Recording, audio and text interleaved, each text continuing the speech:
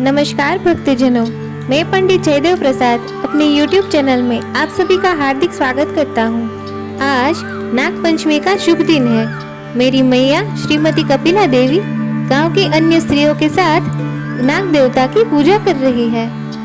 नाग पंचमी श्रावण मास की कृष्ण पक्ष की पंचमी तिथि को मनाई जाती है। नाग पंचमी एवं अन्य तिथियों व कथाओं का वर्णन भविष्य पुराण में है। भविष्य पुराण में ब्रह्म पर्व में पंचमी कल्पिका में ऋषि सुमंतु एवं राजा शतानिक के संवाद के द्वारा यह दर्शाया गया है। राजा शतानिक द्वारा ऋषिवर को प्रश्न पूछे जाने पर वे बताते हैं कि पंचमी तिथि नागों को अत्यंत प्रिय है और उन्हें आनंद देने वाली है। इस दिन नागलोक में एक विशिष्ट उत्सव होता है।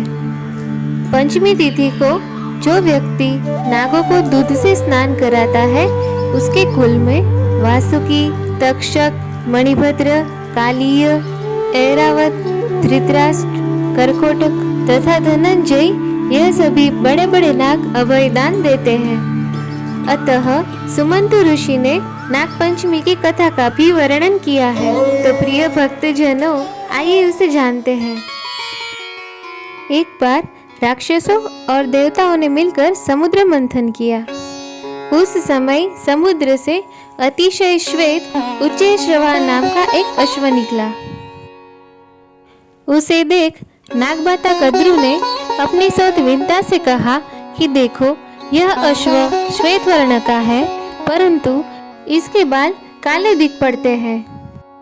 तब विंता ने कहा कि न तो यह अश्व सर्वश्वेत है, न काला है और न लाल।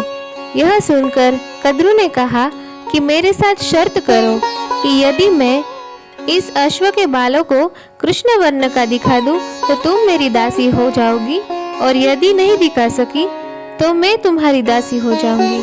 विंता ने यह शर्त को स्वीकार कर लिया। दोनों क्रोध करती हुई अपने अपने स्थानों को चली गई।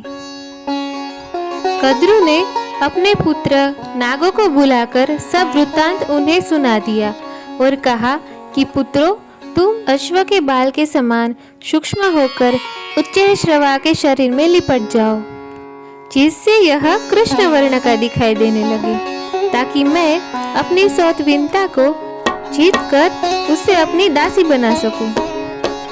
माता के इस वचन को सुनकर नागों ने कहा, माँ, यह तो छल है, हम लोग नहीं करेंगे। चाहे तुम्हारी जीत हो या हार हो, छल से जीतना बहुत बड़ा अधर्म है। पुत्रों का यह वचन सुनकर कद्रू ने क्रुद्ध होकर कहा कि तुम लोग मेरी आज्ञा नहीं मानते हो, इसलिए मैं तुम्हें श्राप देती हूँ कि पांडवों के वंश में उत्पन्न राजा जन्मेजय जब सर्प यज्ञ करेंगे, तब उस यज्ञ में तुम सभी अग्नि में जल जाओगे। इतना कहकर कद्रू चुप हो गई। नागगण माता का शाप सुनकर बहुत ही घबराए और वासुकी को साथ में लेकर ब्रह्मा जी के पास पहुँचे तथा ब्रह्मा जी को अपना सारा वृत्तांत सुनाया।